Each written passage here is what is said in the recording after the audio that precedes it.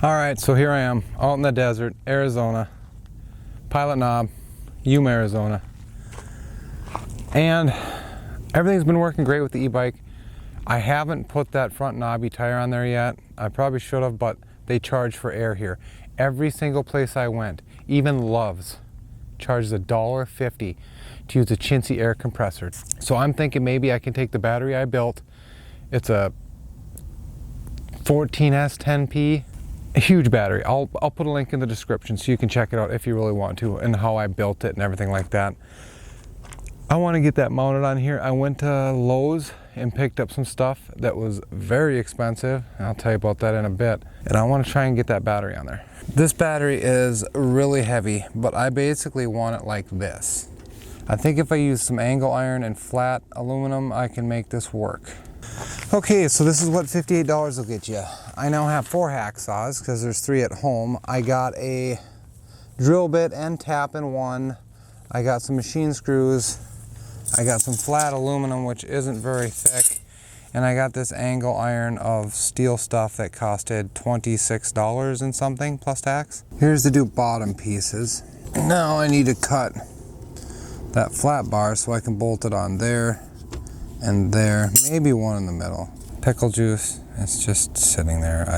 Okay, so far this is what I've got. And this is, I mean, just give me a welder and some scrap steel and I could do well, but here I am out in the desert. Got tape on there so I can set it on there without scratching the hell out of everything. And then I'm gonna get some uprights going up like that. Okay, so this is pretty much the finished project.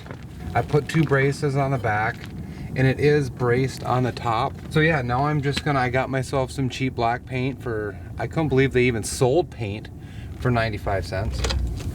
But they do. I got myself some black paint for 96 cents plus tax, I believe. And it's so weird down here in Yuma because where I'm from up in Minnesota, they don't lock the spray paint and stuff. Not much more to say. This project really didn't take me long at all.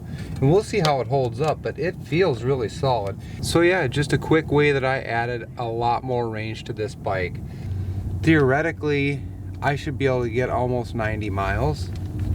But put to test, I'm hoping to get 70, 60 for sure. Wide open 60 would be fantastic. Wide open 50 would be fantastic. That's the problem. For me to get an extreme amount of miles out of this, like with the stock tires, I think I was able to get 50 miles if stretching it, really stretching it, get 50 miles, but that's keeping it low speed, under 20 miles an hour. Wide open's a whole different ball game. Okay, so underneath I had the wires going back, so I just flipped it around and made the wires go forward. I know it looks a little bit messy, but it's fine. So I did that so that this cable can reach my battery, the controller cable, and this one I'm just going to leave. This is the one that comes out of the controller. I'm just going to leave it hanging down. Now this is the battery end, because I rewired my stock battery because the wires weren't thick enough for me, because now I'm running a 35 amp controller, peak 35 amp. So I added some wires, but this is the wire that goes to my battery. So there's this one that can plug in to the controller and be completely stock. And now on my other battery that I put into here, that I made, the big battery, I have an end on it just like this. So I can just swap plugs when I want to switch batteries. And that is the easiest way to do it. And then down here is where I also have it mounted, one on each side. So these 4 screws I take off and the whole thing will come out. This is just sitting on there. I'm just gonna paint it basic black and call it quits. If I don't like the way these ugly holes look after a while, I don't know, I might just black duct tape it or something. I'm not that picky. It doesn't need to look perfect, so. You see that cloud looking thing right there, the low one? That's not a cloud. And look at this new fire. This is where it came from the first time too. This must be just a giant, huge pile of tires or something they're burning over there in Mexico. All right, so here is the finished product. Here's the stats on this controller if you guys wanna, if you can read that.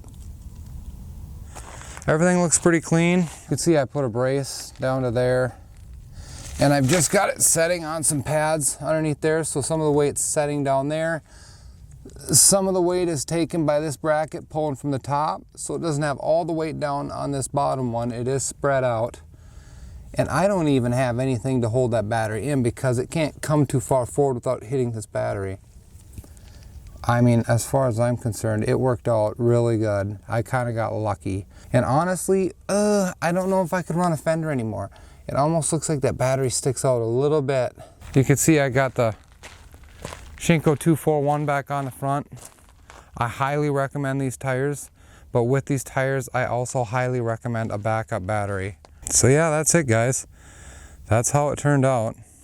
If you were wondering, the chain misses. I haven't heard it clatter yet, and I've went over some big bumps, so I think it's gonna be fine. All right, there it is. The finished look. It's a little rugged, all Shinkoed out and ready to go. What do you guys think I should do next? All right, peace. Later.